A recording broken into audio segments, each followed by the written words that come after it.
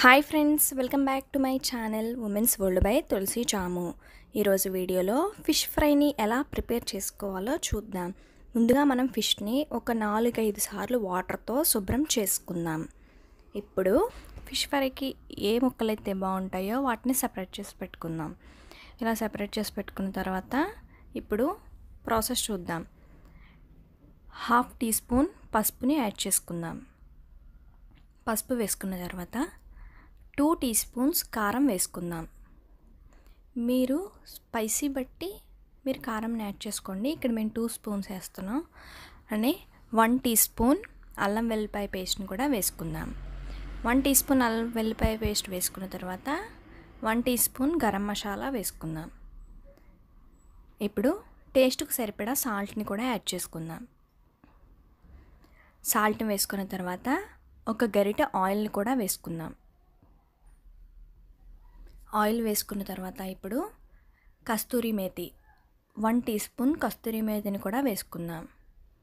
అలానే 1/2 చెక్క నిమ్మరసాన్ని కూడా యాడ్ చేసుకుందాం. 1/2 చెక్క నిమ్మరసాన్ని వేసుకున్న తర్వాత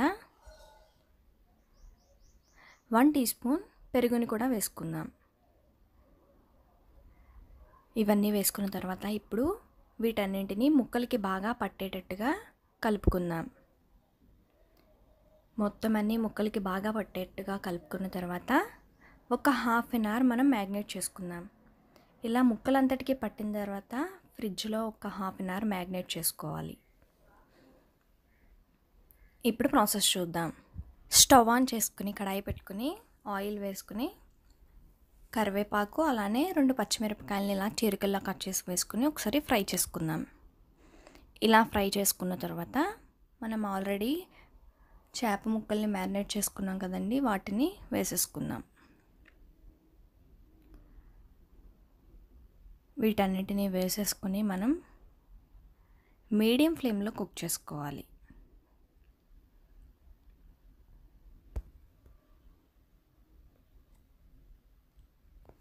కొంచెం వెడల్పుగా ఉండే దాంట్లో మనం ఇలా ఫ్రై చేసుకోవడం వల్ల ముక్క అంటుకుపోకుండా విరిగిపోకుండా ఉంటుంది.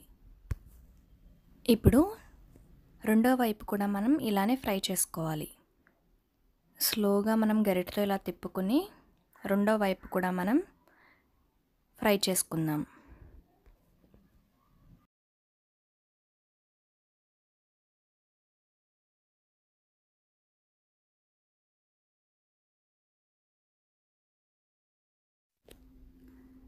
చూసారు కదండి, రెండు వైపులు బాగా ఫ్రై అయిపోయాయి.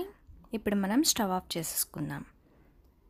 మీకు ఈ వీడియో కనుక నచ్చినట్లయితే మీరు కూడా ట్రై చేసి ఎలా వచ్చిందో తప్పకుండా కామెంట్లో చెప్పండి.